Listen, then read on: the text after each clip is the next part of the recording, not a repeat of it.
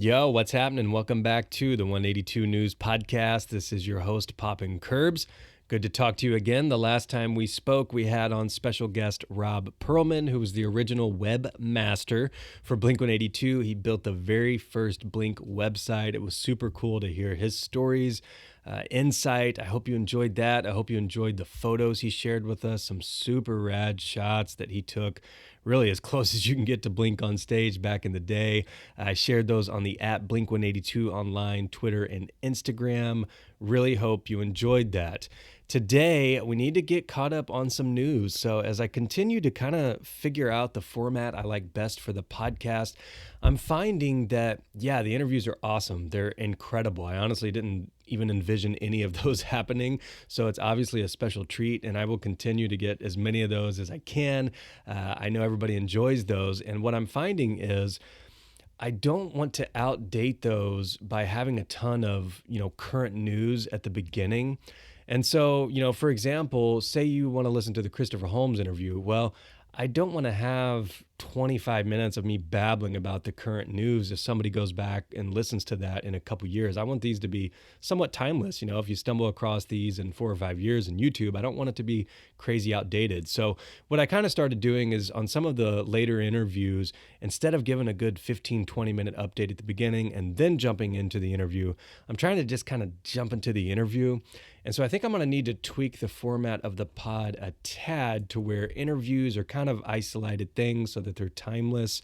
And then I need to get in some of these smaller episodes, which really, when I launched the pod, is kind of what I envision doing more often, where we are getting up to date on the current news.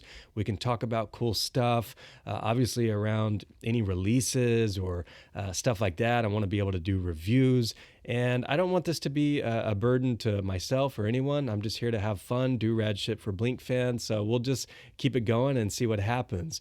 Today is going to be kind of a catch-up episode on the latest news. We're going to get into Blink, Angels, some cool stuff with Hi, My Name is Mark, To the Stars, all that good stuff. So let's go ahead and just jump right into this. First and foremost, we need to talk about Blink. Everybody wants to know what's going on in Blink-182 land. So usually when people want updates on Blink, the question is, what's the next release? When are we getting more content? I got to say, for the younger fans, you are incredibly spoiled by the past 4 or 5 years when it comes to content out of Blink-182. The struggle was real for some of us older folks when you had to wait years for new Blink. The last thing we got out of the Blink camp was the song Quarantine, which honestly, I don't even remember if we talked about that on the pod. So let's just touch base on that very quickly. Loved Quarantine, loved the lyrics, how they're relevant, up to date, packs a punch. I just love when Mark comes in with that, I guess I'm blessed to be so fucking bored. I just love that song. It rips. Travis absolutely crushes that. So that was, obviously an awesome treat to hear that. There has been word of a new EP. So a couple months ago, Mark had mentioned that they had about 6 or 7 songs they were wanting to shoot for a fall EP.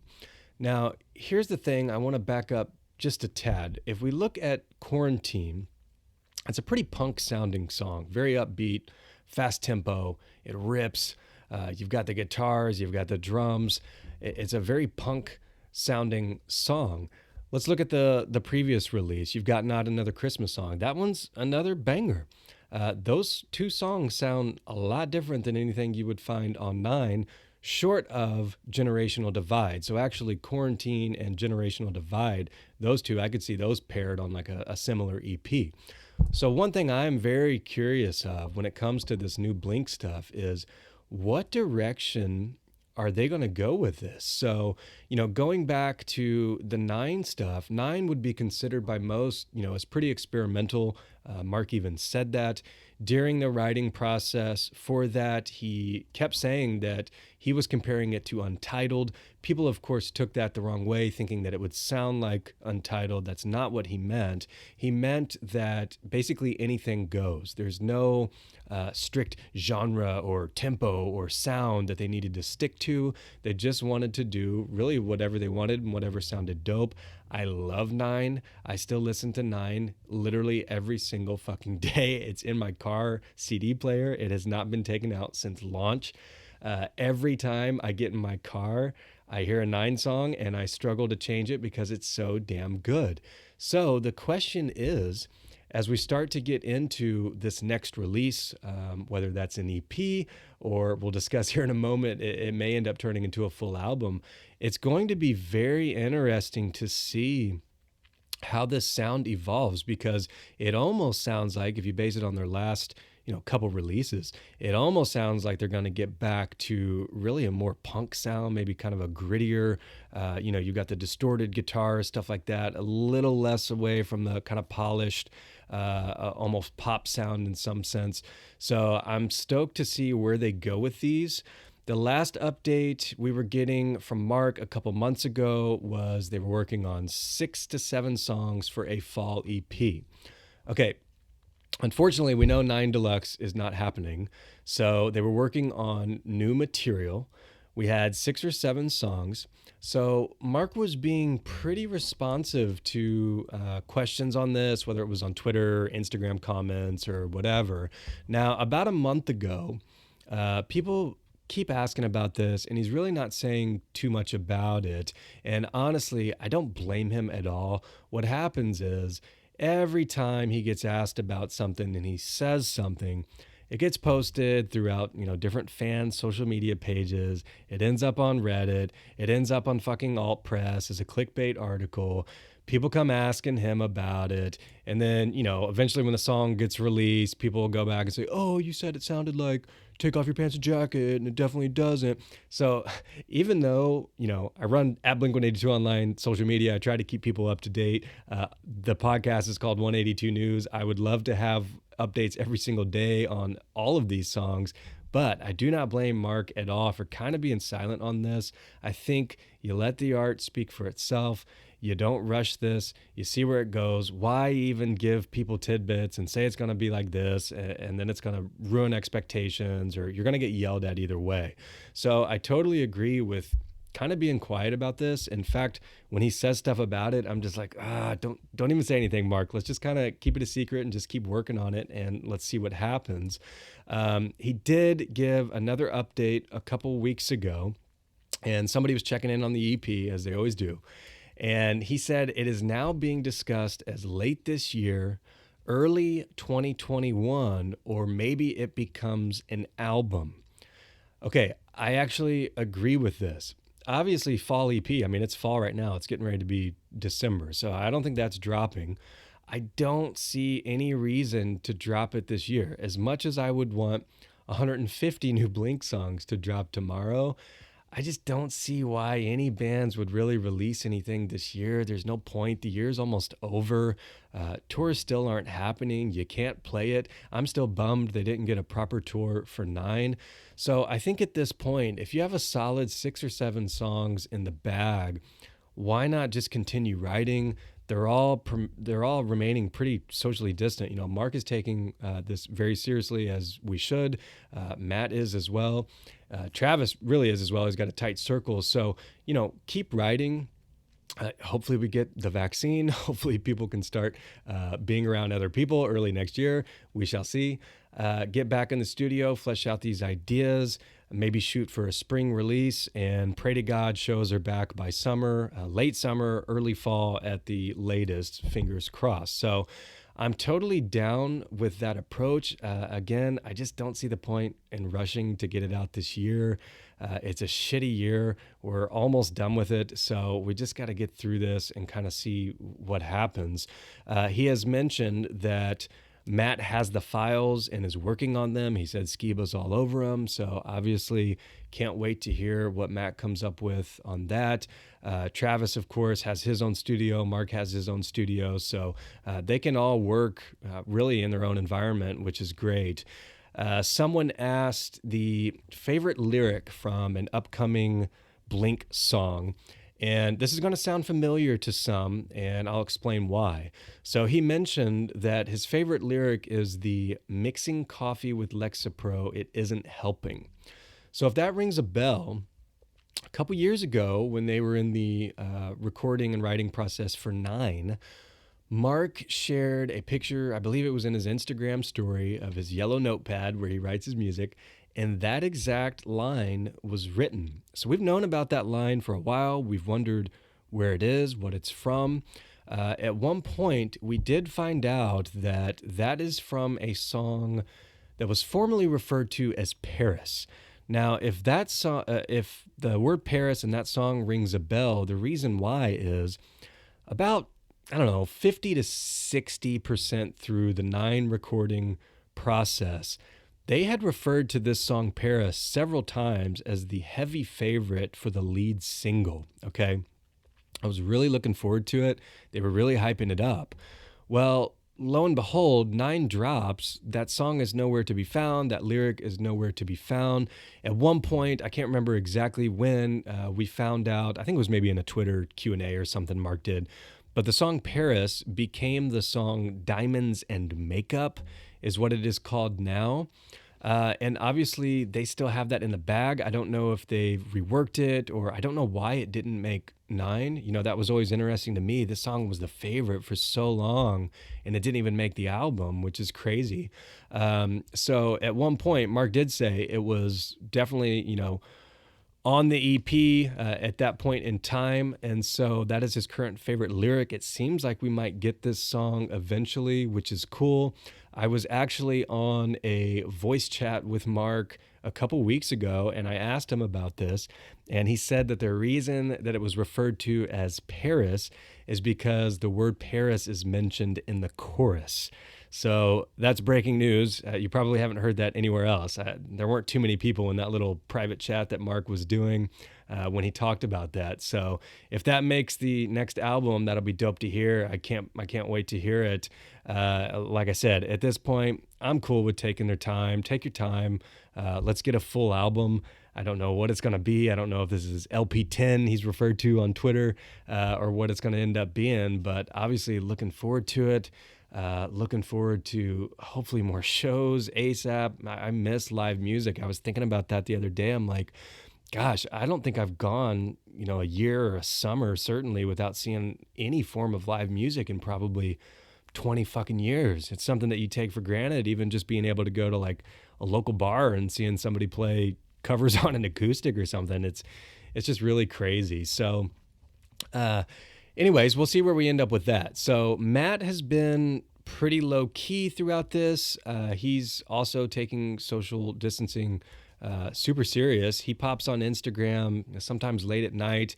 I believe he has some sort of film club going called Cinerama, and he has a separate Instagram account for it. I can't quite figure out how they run it or what they do. I think he posts a movie, and I don't know if everybody's just supposed to watch it at the same time or what, and if they just talk about it in the comments. But it's cool that he's reaching out to fans and putting together some sort of movie club, which is cool.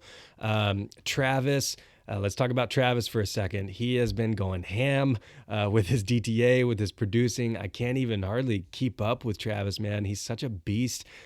His motto is obviously nobody cares, go harder. And you know why? The dude is just nonstop, working on his craft. It's so cool to see him so passionate about, helping the other artists, all that good stuff. I had mentioned before, he was working on the Machine Gun Kelly album, which became Tickets to My Downfall. So that was being hyped up for a long time. Everybody was looking forward to that. I knew MGK a little bit from the rap game. Most people know him from his beef with Eminem. And he wanted to put out a pop punk album. Who better to go to than Travis motherfucking Barker? And they worked so hard on this the past year and a half. I was so stoked when this came out to see Travis's name on there, on the credits, executive producer Travis Barker. I know you had to be so proud of that, so dope. Not to mention the fact that it hit #1 on the US Billboard charts, which is just insane. I mentioned on one of the first podcasts that Travis will go down as a legendary producer. There is no doubt in my mind. And he is already well on his way to doing that. So super cool. I'm so stoked for Travis. One of the things, I don't know if I mentioned this, maybe if you follow me on Instagram, I don't know if I put them on Twitter or not. I'm not as active on Twitter, but on Instagram at Poppin' Curbs, if you follow me, you probably saw this about a month ago. But for those of you who listened to the Mr. T-shirt podcast interview, that was actually the first interview I had. We talked at length about the split personality action figure. It's that awesome action figure that's half Skankin' Rabbit, half an untitled little person. It's badass. And actually, I think it's on sale right now in the merch store. They had some still. Anyways, that was Mr. T-shirt's like last Blink project before he handed over the reins. And I had mentioned during that interview, I asked him if anybody had that tattoo, or if he had seen anybody with that tattoo. He said he had not, and I told him at that time, as soon as I could get to my tattoo artist, I was gonna get it. And to me, it's a cool representation of like old school Blink, new school Blink, and so it was just a cool piece to get. Anyways, I went and got that tattoo. It's like 70% of my back. I wasn't sure where I was gonna put this. I didn't know if it was like I don't know. I'm running out of space. So I had to put it somewhere in my back. I didn't know how big it was going to be. Lo and behold, my tattoo artist is one of those guys that's like, go big or go home, really. And for the quality of tattoos long term, usually the bigger the better. And so anyways, split personality is in the dead center of my back. It's fucking huge. It came out so gnarly.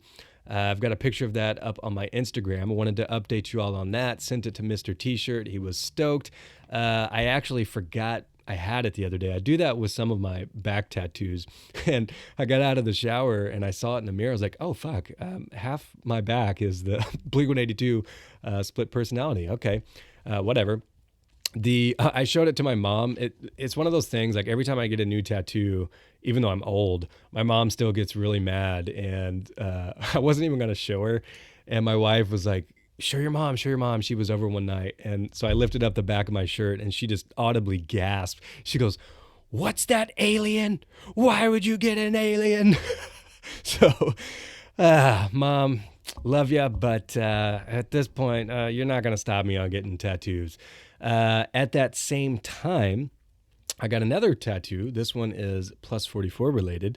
So I think I told a story on one of the podcasts about Mark had sent me handwritten lyrics to Baby Come On. So I told a story. I donated to Children's Hospital LA in one of his earlier streams.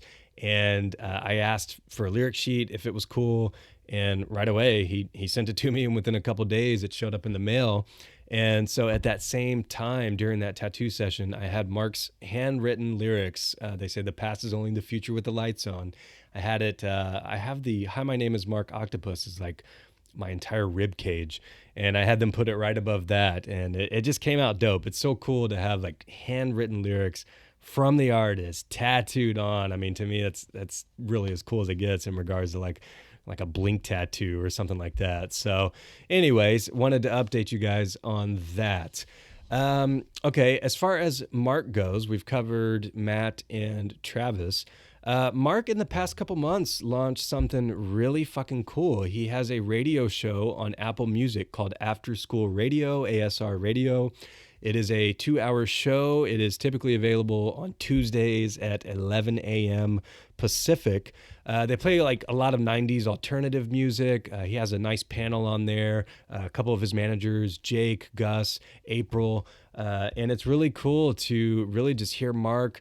He calls random guests. He's talked to the dudes from Bad Religion, from A Day to Remember, Goody Grace. He just randomly calls guests and talks to them in between, kind of telling stories about these songs as he leads into them. So super stoked for that. Definitely check that out if you haven't yet. It's available on Apple Music. Even if you don't catch it live, you can go back and listen to it at any time. Definitely wanted to mention that. Alongside that, one thing that has launched that has been really fucking cool is they launched a Hi, My Name is Mark Discord server, I guess it's called. Okay, I had no idea what Discord was. Mark started promoting it, said, hey, sign up. And of course, I wanted to check it out. And basically, it's an app on your phone, and it's kind of like little chat rooms. So for those of you who are super familiar with this and use it all the time, you're probably laughing at me right now, but I had no fucking clue. So anyways, you sign up for the server, you log in, you set up your username or whatever, and then there's basically little different chat rooms. They look like hashtags. So for example, on Mark's server, there's like a Blink one, there's a +44, there's Pokemon, there's Animal Crossing. And when you click on those, you just type in there like a running little chat room. And what I have found just so cool about this is, for one, it's been just such a cool, positive, respectful place. Mark is on there all the time. So if you just listen to that interview with Rob Perlman, and even the one going back to Davy Jones, they both mentioned that throughout time, there were various chat rooms set up, whether it was through the website or whatever other one Davy mentioned. I can't even think of the name right now, but they said Mark would get on and just chat with people all the time. And what I have found in this Discord is Mark's on there pretty much every single day. So it's a great opportunity to really just kind of shoot the shit with fellow fans. It's been very positive. I've met tons of rad people. I've played tons of Mario Kart and Pokemon and Animal Crossing with so many people on there. It's been such a pleasure. I hope everybody can pop in there at some point. It's a great place to get your questions answered by Mark. Do want to shout out some of the folks who I know listen, who are on there. Shout out Tiny, Bibout, David Sellis, David Sully, Liz. Hope I'm not forgetting anybody, but you know who you are. Appreciate you listening. It's just such a cool place. And so I hope at some point you get a chance to check it out. One thing, I would probably advise, if you sign up there and you don't know what you're getting into, maybe lurk a bit, get a feel for the vibe of the place. Mark is just a normal dude on there. He just wants to chat. I've seen people pop in and they start hammering away about EP questions or, questions he's been asked a million times. But I think if you have, a fairly interesting question that he hasn't heard or just something that you want to answer, come in respectfully. Don't spam, don't tag him a million times. And he's pretty much been answering fans' questions all the time. So huge shout out to the folks that set that up. I've been on there pretty much every day since its launch, and it's been really fucking cool. One of the other things I really like about it is there is a Hi, My Name is Mark channel. And they've offered some early access to some items on there. So if you buy a lot of Hi, My Name is Mark stuff, if you collect that stuff, be a good place to check it out. One of the things that we had early access to on there was the skate decks. So about a month ago, Hi, My Name is Mark dropped those limited skate decks. There was a black and red, and there was like a baby blue and red. And we had early access to the baby blue and red one, which was dope. You don't have to freak out too much at go live to the general public or whatever. So that was a nice treat. The other thing I wanted to mention, which is just so fucking rad, is the good folks at Hi, My Name is Mark. They put together an incredible bundle that all of the proceeds went to Children's Hospital of LA. I helped push this out on Blink-182 Online. I wanted as many people to see this as possible because I was so stoked for this idea. What it was is they had 100 t-shirts that Mark hand screened. So they had like a picture that Mark had taken. It was, I think, a tree somewhere. And I think they inverted it in Photoshop and they added the Hi, My Name is Mark text on it. Anyways, they came up with this design and Mark hand pressed each of these shirts from his house, which is pretty cool to begin with. Some of them were even stepped on by Garbage Dog. So there was like a running gig on the channel of like, who got the Garbage Dog autograph because we were trying to figure out who got the paw prints on theirs. So as if that's not cool enough that Mark Hoppus literally made your shirt in his house, they even kicked it up a notch and they had Robert Noise, it's at Robert Noise on Instagram. He is Mark's bass tech. Really cool dude. Last summer on tour, he saved all of Mark's bass strings. So, and I think I saw Mark say not too long ago that he has a new set of bass strings every single day, which is pretty badass. That'd be pretty cool to play live. I mean, I fucking hate changing my guitar strings, so it'd be sick if I could come in every day to a brand new set of nice strings. Anyways, huge shout out to Robert for saving these, and they wanted to do something cool with them. This was a great opportunity to do something cool with those, help raise money for a cool cause, great cause, Children's Hospital of LA. That's a cause very dear to Mark and his wife Sky's heart. What they did was they paired these handmade t-shirts with, you got a single used bass string. It was used on the 20th anniversary of the Enema of the State tour. No big deal. So you got the t-shirt, you got a used string. It was $100. There were only 100 of them. And all proceeds went to CHLA, Children's Hospital LA. So fucking dope. Obviously, you know, if you've listened to the pod, I'm all about trying to help great causes when I can. I'm all about giving back, all about, you know, tying rad shit in with giving back. And so to me, this was just like such a cool bundle. I was so happy. It sold out so quickly. So huge shout out to the folks at Hi, My Name is Mark for putting that together. And huge shout out to all of you who purchased that and helped that great cause. That was so cool. Speaking of Robert, by the way, his bass tech, I just saw the other day, he's getting ready to launch a coffee company called Stage Right Coffee Company. So totally looking forward to that. Definitely support Robert and all these dudes' ventures. I try to. It's always cool. And so I wish him nothing but the best. He's always been super cool with fans, always been super cool with anytime I post the shit on Blink-182 Online, all that stuff. So looking forward to the launch of that. And I will be sure to push that out on Blink-182 Online. The last thing in regards to Hi, My Name is Mark, this is another thing that kind of came up on the Discord, which was cool. A neat little treat in there is Mark has mentioned several times they're working for a new release of a signature bass. So a lot of people are wondering what's that going to be, what model, when's it coming out? Is it coming out through Fender? You know, what's the deal on this? So all signs point to this being a 2021 release. It is going to be offered through Hi, My Name is Mark. It is a custom build through them.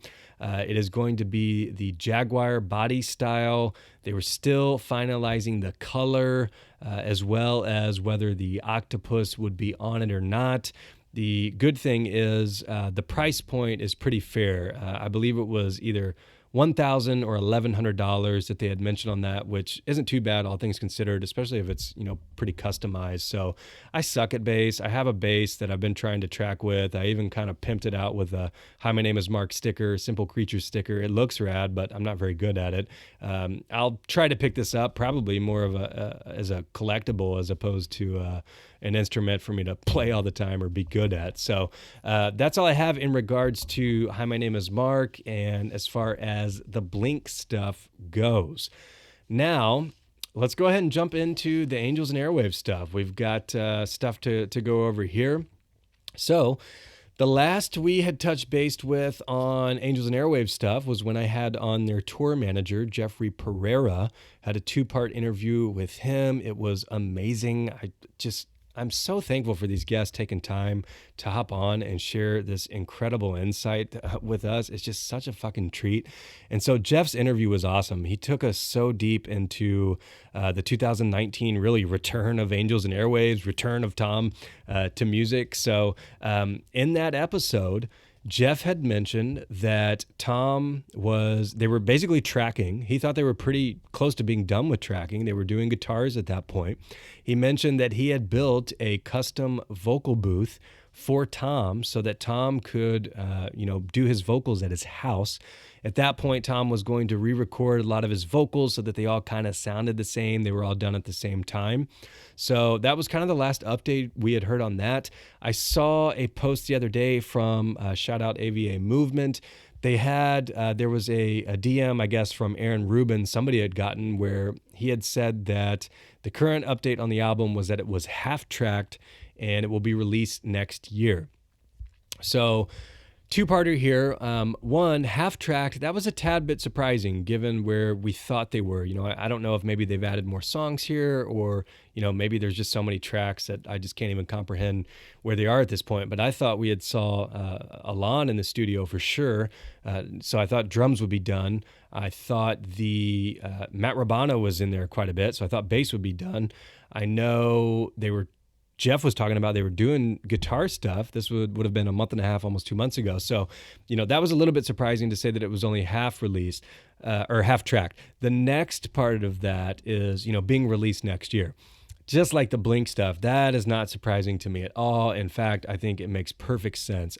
I don't know why anybody would release anything really at this point this year, unless you just have so much content that you just want to hook up the fans. This would have been a great point in time. Going back to Blink just for a second, but like this would be a great time for 9 Deluxe. You don't have to tour that. It's just kind of like a bonus thing. But if you're wanting to put out an album, especially in Angel's case, first album in a while, I think it makes perfect sense at this point to just ride it out through the winter, hope for a spring release, hope for, some return of shows in some capacity next summer, and let's just be on our merry way. Tom had mentioned that there was going to be, he thought, a fall release of at least a new single. I don't know where we are on that. I'm going to get to the latest release here in a second, but as far as like a pure AVA song, I don't know if that's going to come out, and I don't know if it should at this point. My question on some of this stuff is, Tom had mentioned it was 10 songs at one point. Then he had mentioned it was 12 songs.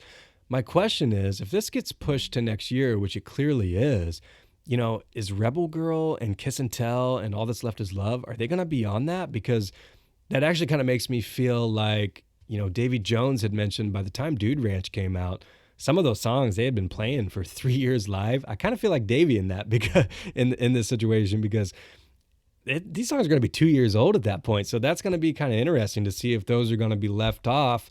But we'll have to see, only time will tell. They did release a song called Paper Thin. This is a collab with an artist named HMNIM. So this kind of came out of nowhere. I had never heard of this dude. It just, all of a sudden, I saw Angels and Airwaves to the Stars promoting it, and obviously was stoked to hear a new song that Tom was involved with. This is more of like an EDM song, kind of an electronic artist. And apparently this dude was like a big Tom fan, Blink fan, which is always dope. It always is just like so cool to me to think that these dudes get a chance to collab with these artists they've looked up to for so long. So didn't know what to expect on this. And gosh, this song's awesome. Tom is just so good at making just such catchy melodies. He really is. It seems so simple and it's almost like nursery rhymes, but they just get stuck in your head.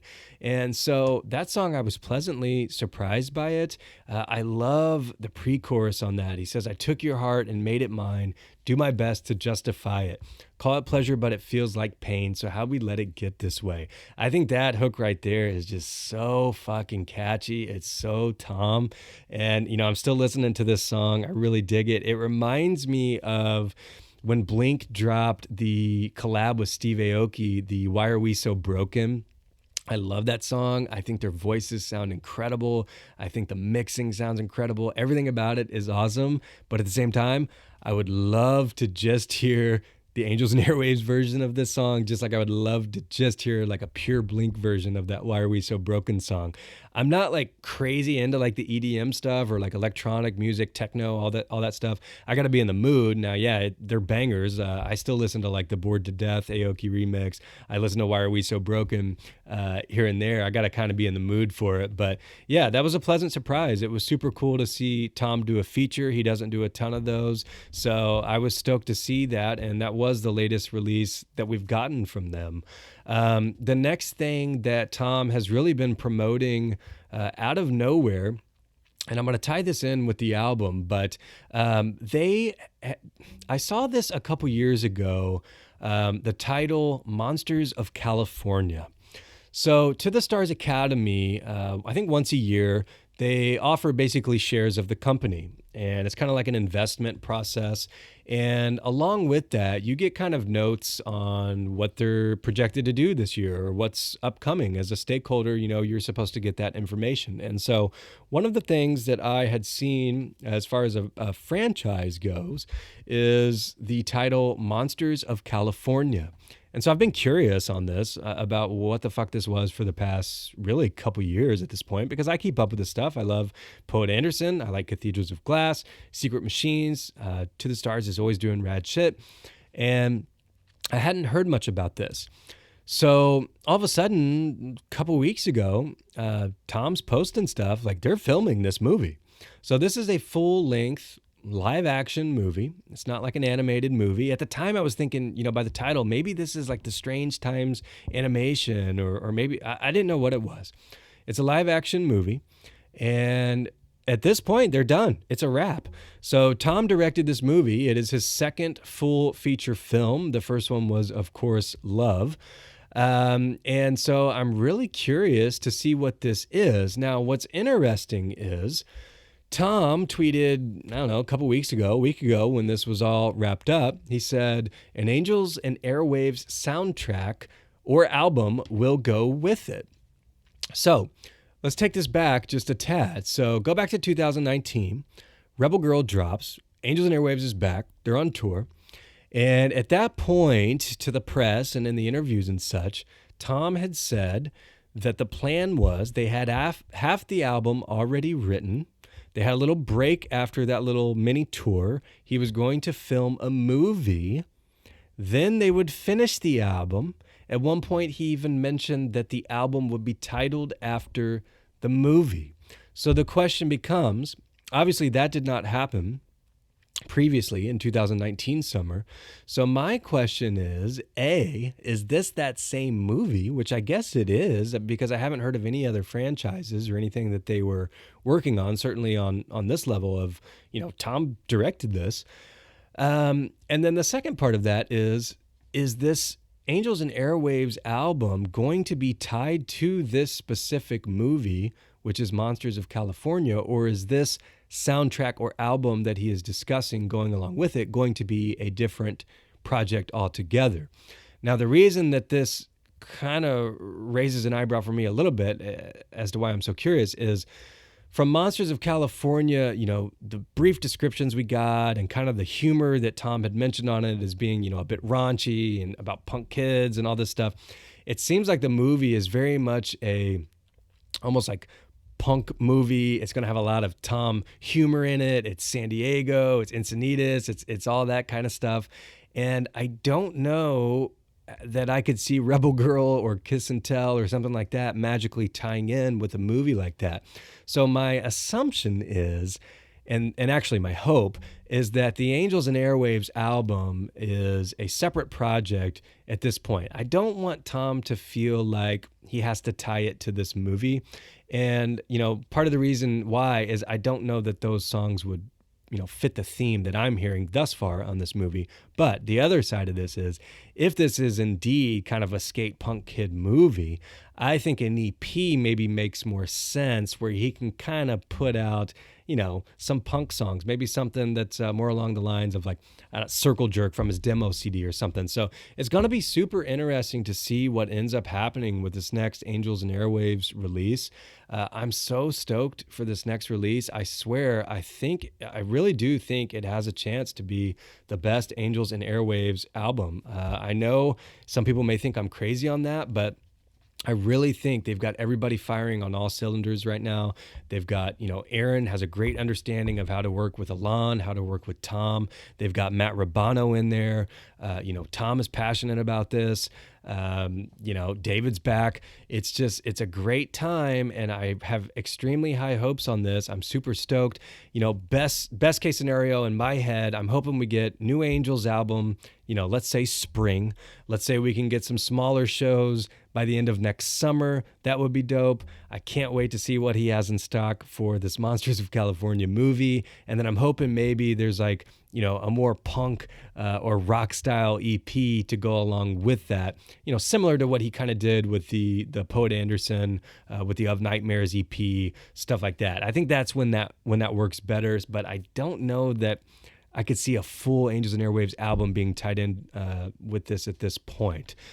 Speaking of Alon, I did want to mention that, for one, I love his last album, that Heart, Mind, Body, and Soul. And in fact, I was set to go see them on tour. They were opening for, I can't even think of the fucking name right now, but they were opening for somebody in Nashville. And it was Saturday, or it was a Sunday night. And literally their tour got canceled. This was in March, on that Saturday. So I was going to go drive down there by myself just to see Alon, his set. And I was going to drive right back. It was in Nashville. And this was right when the COVID stuff hit. And literally the day before I was going to go to the show, it was all of a sudden like every fucking concert ever is canceled indefinitely, which sucks. And I felt terrible for Alon because, he had been waiting for this release for so long. He had released like 4-song EPs leading up to this, and finally it was all out, and I think it's dope. And they were just going out on tour, super stoked for him, and they had played like 2 or 3 shows, and then all of a sudden it's all canceled. Anyways, that album is called Heart, Mind, Body, and Soul. Just a couple days ago, he released a deluxe edition of this, which is dope. Has a couple extra songs, a live version of a song, a quarantine version of a song. And for the collectors out there, especially, if you follow Angels and Alon, they just put up a Heart, Mind, Body, and Soul vinyl on pre-order. And it's $25, very fair. It's 2 vinyl included. And all of them are signed, which is dope. I'm a big autograph collector and big vinyl collector. So I just wanted to mention that for those of you who enjoyed that album and were looking forward to the physical release. It just went up for pre-order a couple days ago. I believe it's shop.thenewregime.com. So check that out, pre-order. It will be released in February. I think he's actually doing a live stream of a show like this week. I don't know if I'll be able to hit that up, but hopefully there'll be some highlights or something. Okay. Let's go to, I have another thing on To the Stars. I just wanted to mention that obviously I love Blink collectibles. I love seeing people's collections, all that good stuff. To the Stars, a couple months ago, they had a pre-order up for a miniature replica Fender Strat. It was Tom's iconic Strat, made by a company called Axe Heaven. Officially licensed and endorsed by Fender, which is dope. They're each handcrafted, which I appreciated. It's a 1/4 scale. Basically, it's like a 10-inch guitar, basically, and just like a little guitar toy. It's perfect on your desk. It's just so rad. Anyways, they all came signed by Tom, finally came in, and I love mine. I really do. I was looking forward to seeing what the next release is, and literally today, the order came up for the Gibson, the brown Gibson ES. It's so fucking dope. Can't wait to get it. The description on this one doesn't say if this one is signed. I'm hoping maybe they surprise us, but I'm not sure on that. But totally check that out. Just wanted to put that in there. I love seeing these and can't wait to get this one in hand. Okay. That is all I had for today's episode. I've been babbling for 45 minutes at this point. Again, I'm trying to kind of work out the format on this. Obviously, I love the interviews. I'm going to continue to try to get as many rad interviews as I can. Obviously, if you have leads on this or have somebody you think I should interview or whatever, please reach out to me. I would love to hear from you in general. I'll be more than happy to get in touch with anybody. This is, this isn't my job. This is just something that I'm doing in my spare time for all of us. So I'm just trying to do anything cool I can for Blink fans, for Angels fans. So I'm looking forward to seeing what we have for the future. But again, I felt like I needed to, at least every couple months, have one of these episodes just to get us all kind of caught up on the same page. And then when I do have these interviews, I'll probably have those focus solely on the interview so that they're timeless in a sense, so that if somebody stumbles across them in 5 years on YouTube, they're not getting random updates the first 20 minutes and they don't have to fast forward through some dumbass talking at the beginning. So I think that's going to kind of be where I'm going to try to keep the formats going moving forward. In regards to a future podcast, I asked this the other day on my social media. I want to put together an entire episode on Basically, what is your favorite item in your collection and why is it so special to you? And for those of you who have listened to the interviews, one of the questions that I really love asking at the end is during the rapid fire, I always ask them if your house is on fire, everybody's safe, of course, your family's safe, all the pets are safe. You can grab one item from your collection. What are you grabbing and why? And so it's so fascinating to me to hear why, because usually it's something personal. It's something like, oh, you met Mark backstage or you ran into them somewhere and they signed this for you. That's the stuff that I just love hearing, those stories. So I want to put together an entire episode on this. I'm going to make a post about it again to where people can comment on it. But if you want to be on the podcast, I would love to hear from you. Please send a voice memo if you can. So open up the voice memo app on your phone, record your story, try to keep it somewhat short, maybe a couple minutes. Email it to me at 182newspodcast@gmail.com. And I will do my best to get every single one of them into a future podcast. We will discuss, again, what is the favorite item in your Blink-182 and Sideband Land collection, and why is it so special to you?